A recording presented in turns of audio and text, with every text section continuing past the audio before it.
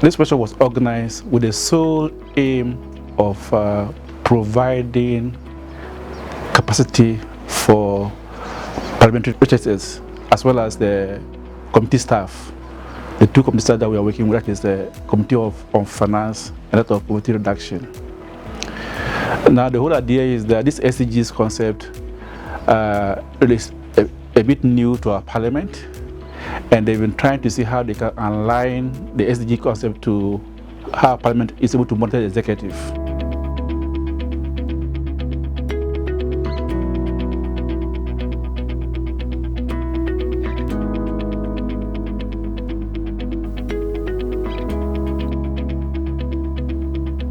The Data Accountability Project, we call it DAP for short, is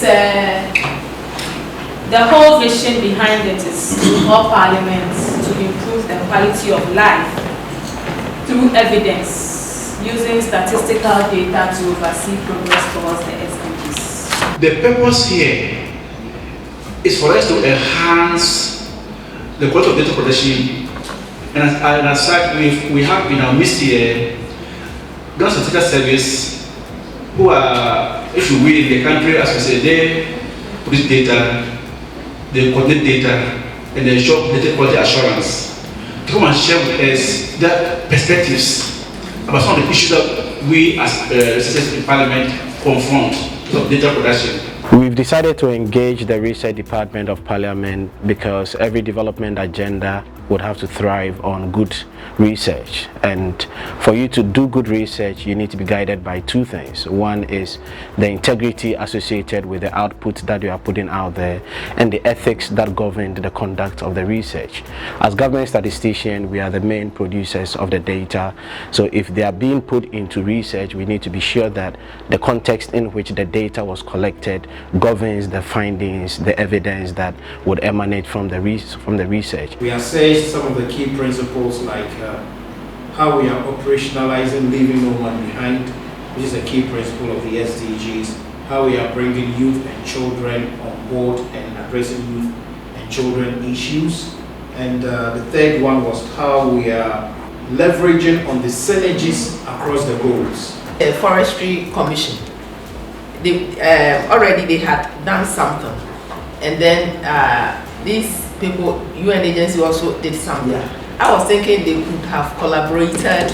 Okay. And then this has been one of the areas of challenge, how to get data with credibility, because you need to make your members credible in the debate when you are giving them information. And so when ACEPA approached us with this project, we found it very, very timely. At the time that we are doing a number of restructuring of the Parliamentary Service, including the Research Department.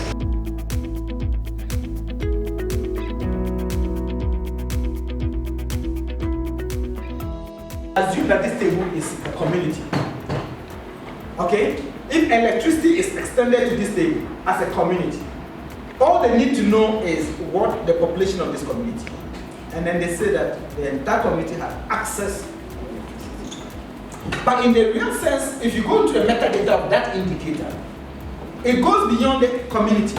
Because Dr. Zach is in this community, but Dr. Zach cannot afford, so he's not connected.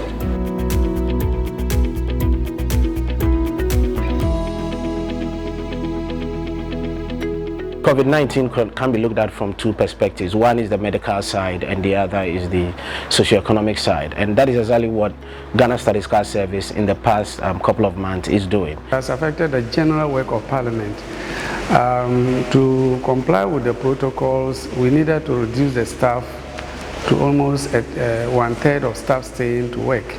This data for accountability project is giving us as an opportunity as a country to rethink the way we use data and hold ourselves accountable to the extent to which we use data.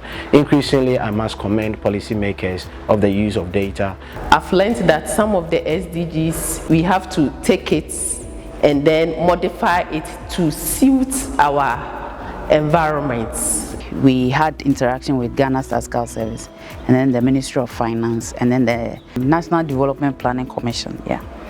So having interacted with all these institutions, we see that they are working in concert to kind of have a one-front information service for Ghana's SDG implementation process. So from Parliament's perspective, where we are supposed to provide members with information for them to be able to know, track progress of implementation, and then be able to oversee the executive, I think that the collaboration with these institutions will help us as researchers in-house in Parliament, where we can easily access information, instead of having to go out to conduct our own research. We touched on several issues regarding the SDGs, indicators, and then the data itself.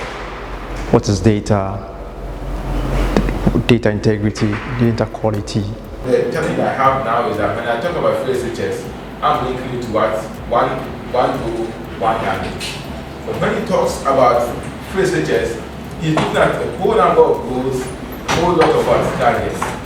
The company purposes, I can allocate resource to one activity, the one policy objective. But he looks at it that one priority program have several goals and targets. Sometimes you hear people saying that as for this data, I'm not going to use it. Not necessarily because it's not good data, and sometimes because of the organization that has generated. Most of the time I need current information and not outdated on SDGs. So I think my expectation has been met. I got to know about the metadata on there.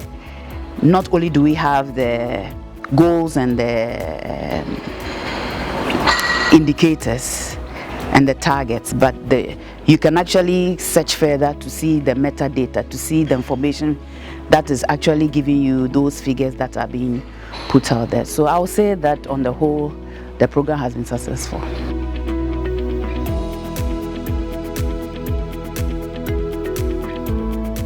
We also intend to have a periodic workshop from the two institutions. Occasionally, she organized a briefing session for us, just to keep us on our toes. It was well received, as a matter of fact. It was well received, and we hope that they will apply this knowledge in their workplace to achieve the desired results. We want to thank the sponsors, ACEPA, and all the other institutions for, this platform.